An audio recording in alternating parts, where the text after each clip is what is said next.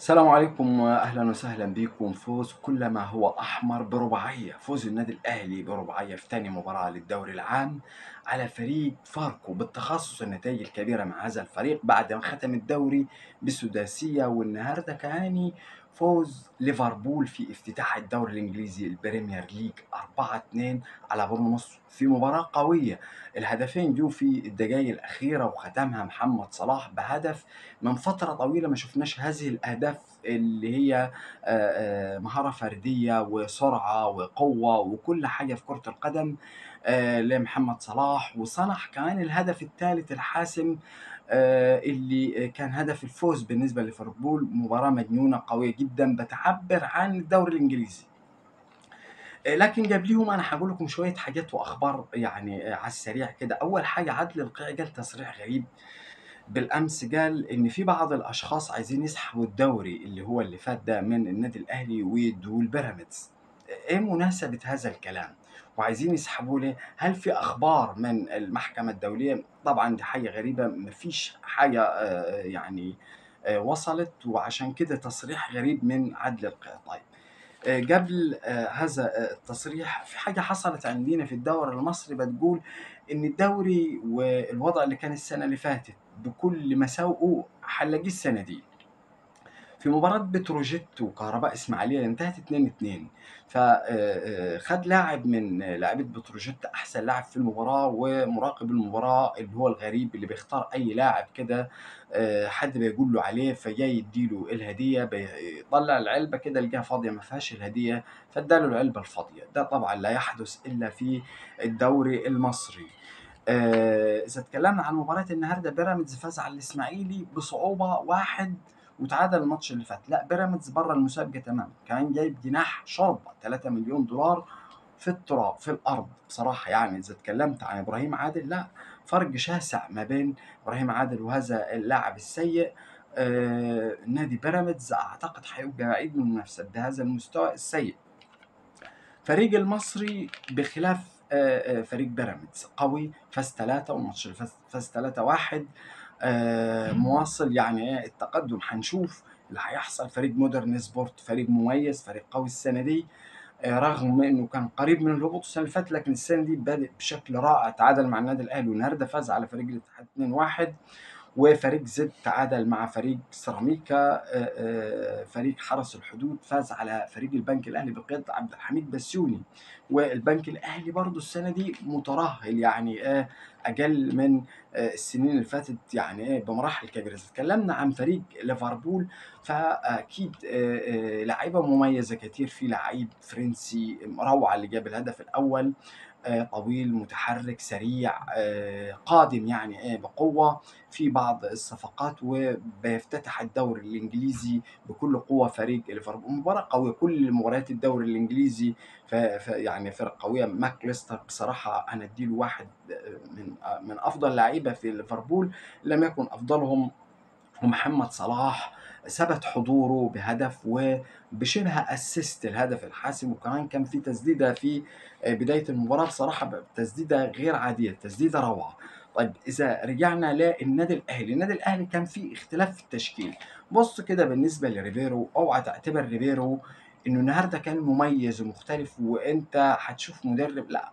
لو عمل كده من المباراة الأولى كنا قلنا مدرب مميز، لكن في مدرب كده بيتضغط عليه بحاجات، وأنا شايف إن عماد النحاس بيبقى ليه تأثير في يعني بعض المباريات، وخصوصا لما يبقى في إخفاق. يعني شايف إنه كان ليه دور في إعادة شكل التشكيل كان مختلف تماما. اتكلم عن مصطفى شوبير. إذا اتكلمت عن مصطفى شوبير، انا شايف مصطفى شوبير مهزوز وما كانش في حاجات صعبة عليه، واكيد في هدف ذاتي يعتبر، يعني الكرة طالعة ماشي، طالعة كورنر فبيرجعها للملعب عشان تخش هدف. مفيش ادنى خبرة، لفترة ما بيلعبش.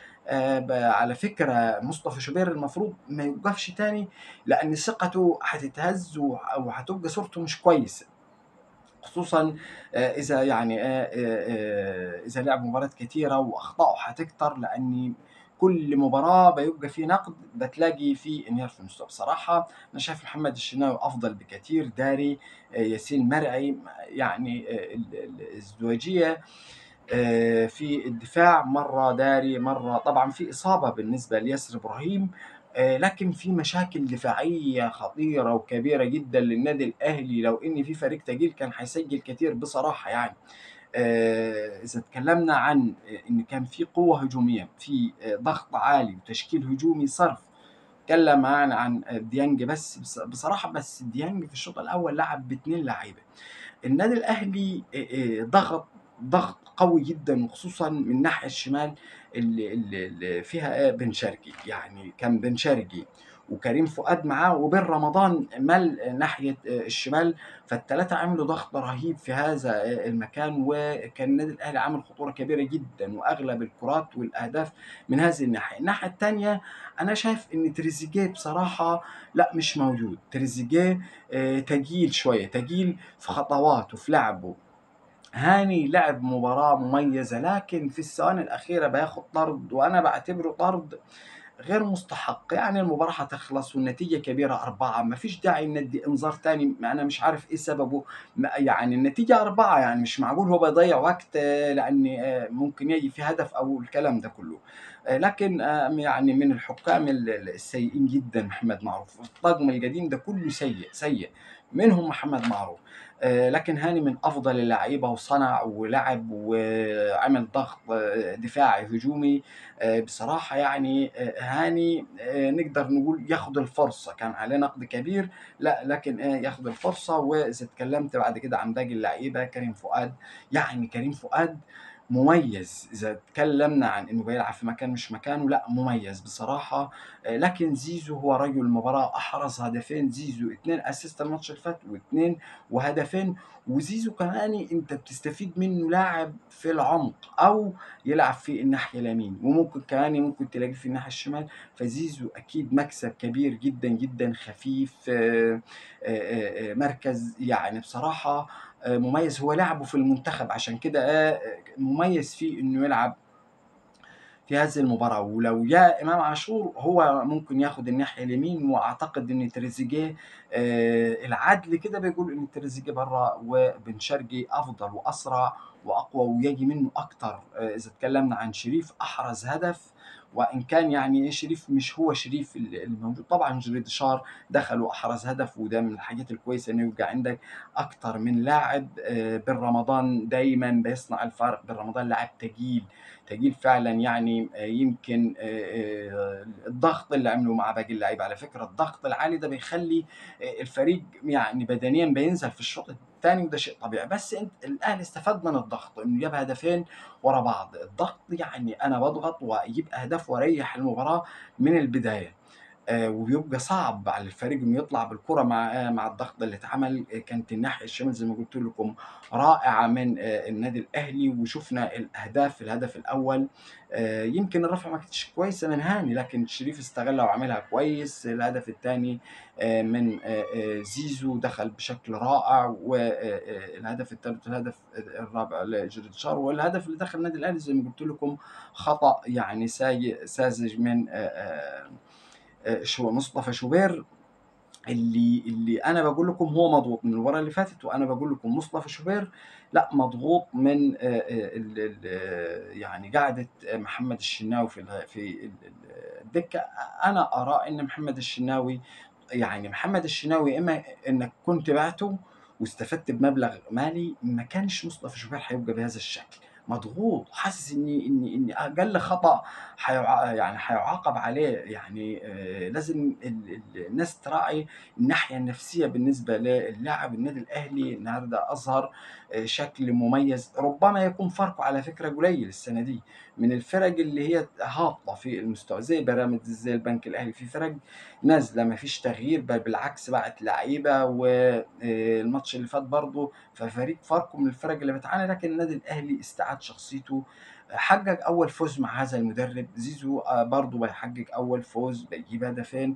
في تغيير، ربما النادي الأهلي يعني الأسبوع القادم مش هيلعب باي، لكن هيرجع على غزل المحلة يوم 25. النادي الأهلي عنده لعيبة مميزة، عنده دكة قوية، عنده دكة يعني أهم حاجة النادي الأهلي بس يحل المشاكل، مشاكل اللعيبة، واللعيبة يبقى كل واحد عارف دوره وعارف إن هو موجود وهيبقى ليه دور، والموسم طويل والبطولات كتيرة ويبقى في إصابات وفي غيابات. اللاعب بيستعجل إنه عايز يلعب وبيبص إنه يلعب أساسي أو احتياطي.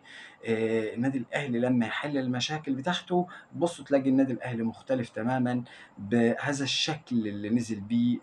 طبعا الضغط العالي على فكرة مش في كل المباريات، ربما كان يليق مع فريق زي فاركو في مشاكل دفاعية رهيبة. واقل كره كانت بتعمل خطوره على النادي الاهلي، وده هي المشكله اللي لازم يحلها النادي الاهلي في الايام القادمه. اكيد النادي الاهلي هيحتاج كل اللعيبه، عايز يحل كل المشاكل اللي عنده عشان نشوف النادي الاهلي بشكل مختلف. والف مبروك فوز النادي الاهلي، واكيد عشاق محمد صلاح وليفربول في بدايه الدوري الانجليزي. وإن شاء الله بإذن الله بكرة معنا فيديو لمباراة الزمالك والمقاولون. شكرا.